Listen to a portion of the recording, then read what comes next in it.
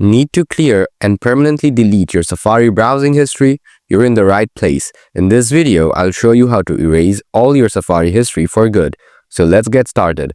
First, Solution 1. Clear Safari history and website data.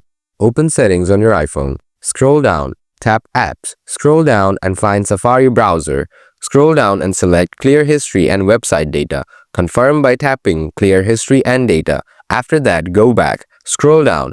Tap Advanced, tap Website Data, tap Remove All Website Data. This action removes not only all browsing history, cookies, and cache, but also the website that you recently visited. Solution 2. Remove cache and cookies from your iCloud as well. Open Setting, tap Apple ID. Scroll down, tap iCloud, tap See All. Find out Safari Browser. Toggle off this option. Tap Delete from iPhone. Now let's go to check if it's gotten 1005 cleared or not. Open browser, tap book icon, tap clock icon. Here you see nothing. That means you just clear out everything from your website. Now you know how to permanently clear your Safari browsing history. If you have any questions or need more help, drop a comment below. Thanks for watching.